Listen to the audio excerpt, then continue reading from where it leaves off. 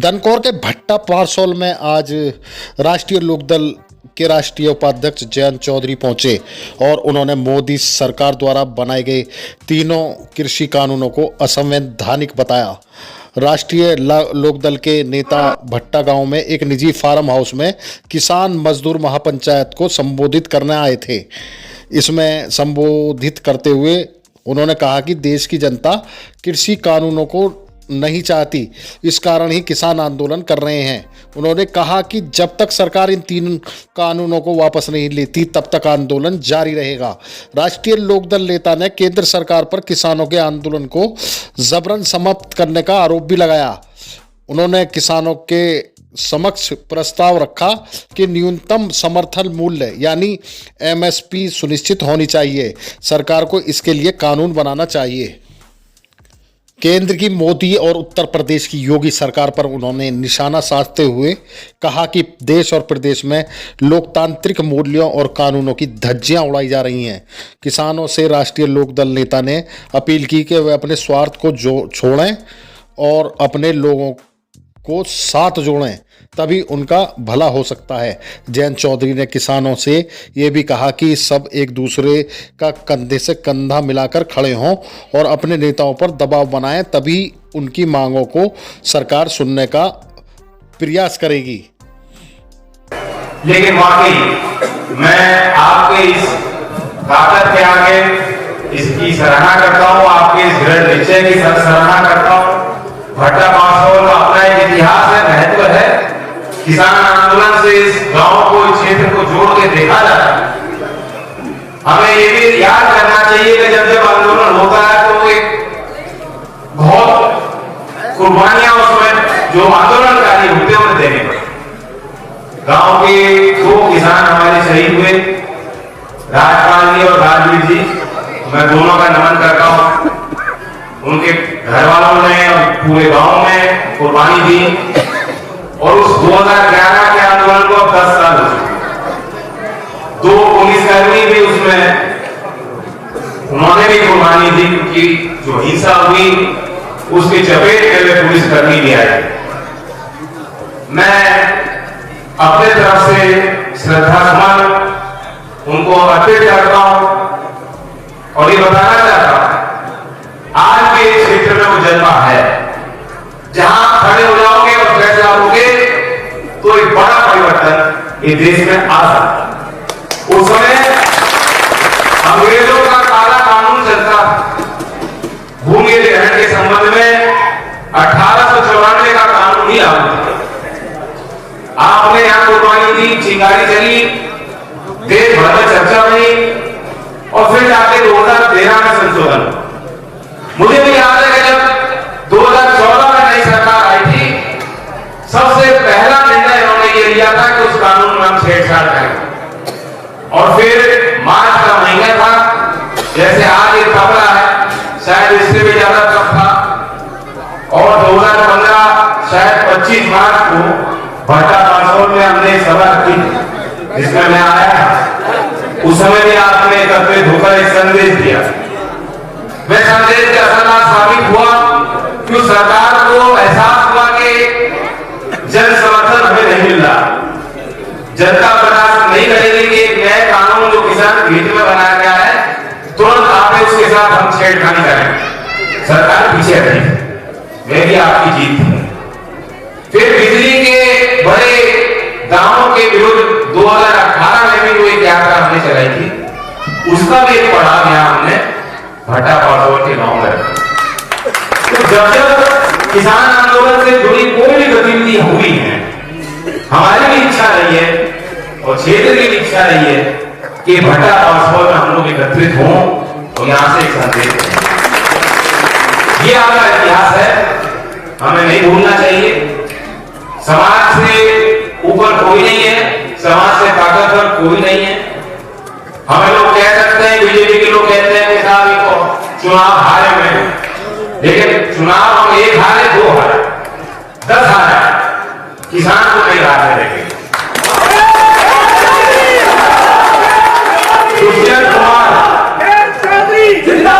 दुष्यंत कुमार एक प्रसिद्ध कवि हैं, उनके शब्दों की एक पंक्ति में इसी संदर्भ में कहना चाहूंगा कि उन्होंने कहा कि इस नदी की धार में ठंडी हवा चलती तो है, इस नदी की धार में ठंडी हवा चलती तो है, नाव गर्जर ही सही लहरों से टकराती। आज देश का गरीब वर्ग, देश का वह किसान जो भरपूर मेहनत करता है, ईमानदार है, देश के खातिर बड़ी बड़ी कुर्बानियां देता है, लेकिन जिसका आज भी शोषण होता है, तो यही चाहता है कि चाहे विपक्ष में हो चाहे सत्ता में हो, इस राजनीतिक व्यवस्था से जुड़े हुए लोगों की नजर उन पर होनी चाहिए।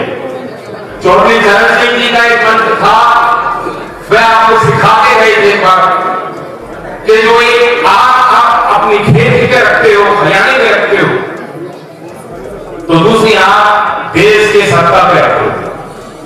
कहने के ये मायने थे कि देश की सत्ता आपके भावनाओं पे टिकी होनी चाहिए और आपकी आवश्यकताओं के लिए उस सत्ता को काम करना चाहिए। राजनीति अगर हो तो असल मुद्दों को लेते, लेकिन पिछले 7 साल ऐसे नाम आकर्षक देखिए कि आदमी ने सोचा कि उतना कुछ तो हमें मिले, gate of India, smart India, startup India, पता नहीं क्या क्या नाम दिए, लेकिन उसके पीछे घोषणाओं के पीछे कोई व्यवहारिक योजना नहीं।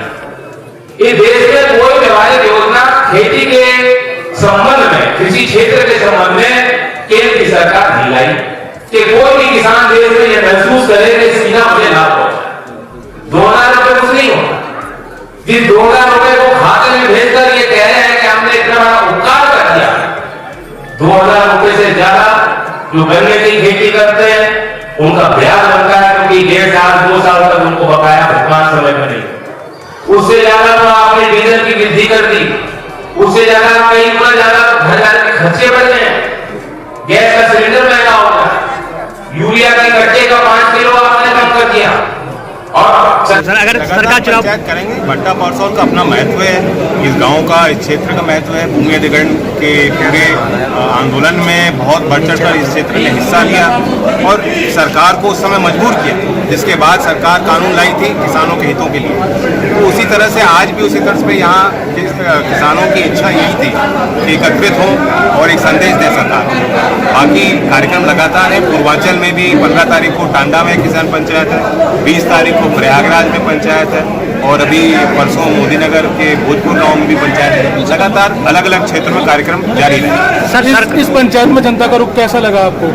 अच्छा था, लोग आए और जैसा मैंने कहा एक संकेत जाता है, भट्टा परसौल की जमीन से अगर किसान यहाँ कुछ कहते हैं तो सरकार पे भी उसका प्रभाव पड़ता है। सर आपने अपने भाषण के दौरान एक शब्द यूज करा था, हिरन, ये हिरन कौन है? हमने ये कहा कि बीजेपी के कार्यकर्ता जो आज किसान के आंदोलन का विरोध कर रहे हैं या किसान के पक्ष को सरकार के अंदर रहते हुए नहीं रख पा रहे, उनको पहले तो आप बैठाओ, बुलाओ, समझाओ। अगर नहीं मानते हैं तो फिर उनका कहीं ना कहीं जिस तरह से बहिष्कार हो रहा है वो उसको यही विरोध अपने दर्ज है। कोई एक जाति के सवाल पे मैं टिप्पणी नहीं कर सकता, ये सभी लोगों की बात है। लोग तरक्की चाहते हैं, जो वादे सरकारों ने किए वे पूरे नहीं कर पाए। योगी जी ने रोजगार देने की बात नौजवानों के लिए कही, ठेका प्रथा को सरकार लगातार बढ़ा रही है, निजीकरण को केंद्र की सरकार बढ़ा रही है, बड़ी बड़ी सरकारी संस्थाओं को बेचने पर सरकार तुली है, तो नौकरी कैसे मिलेगी नौजवान? आप उम्मीद करते हैं कि युवा आपकी बातों पर? देखिए, नौजवान एक तो नाराज है भाजपा से और ये भी नहीं पसंद कर रहे क्योंकि सब देहात से जो लोग जुड़े हुए हैं, गांव से निकल के भले ही वो शहरों में रह रहे हैं, उनकी एक लगाव और एक रिश्ता गांव से है, तो इस बात को महसूस कर रहे हैं कि इस तरह से एक दमनकारी नीति को सरकार अपना रही है। उसका भी विरोध नौजवानों में पनप रहा है। साथ साथ उनके जीविका के मुद्दे, उनके भविष्य के सवाल नौजवानों को सता रहे हैं। सर महंगाई होने पर जैसे बीजेपी अभी हमने एक प्रस्ताव पारित किया, अब हमें उल्टा मत समझाओ। किसान जानते हैं, किसान को आप बेवकूफ़ मत समझें। अगर आप एक व्यवस्था को तहस नहस कर दोगे, मंडी व्यवस्था के बाहर ट्रेड होना शुरू हो जाएगा। खबरें ये है कि FCI भी, जो सरकार भी जो खरीद करेगी वो मंडी के बाहर करेगी, तो फिर मंडी का अस्तित्व तो बचेगा नहीं और फिर कहीं बोली लगने नहीं, प्राइवेट सेक्टर को मंडी तो बनाने वाली नहीं है। जैन जी, जिस तरह से और छोटे किसानों का बेहद नुकसान होने जा रहा है, जिसके वो उनका अपना संगठन है, उनका अपना रुख है, मैं नहीं कह सकता। ये हमारी जिम्मेदारी बनती थी, किसान आंदोलन कमजोर ना हो, उस दृष्टि से चौधरी साहब ने वो फैसला है। सर आप पंचायत कर रहे यूट्यूब चैनल को सब्सक्राइब करें और हाँ बेल आइकॉन दबाना न भूलें।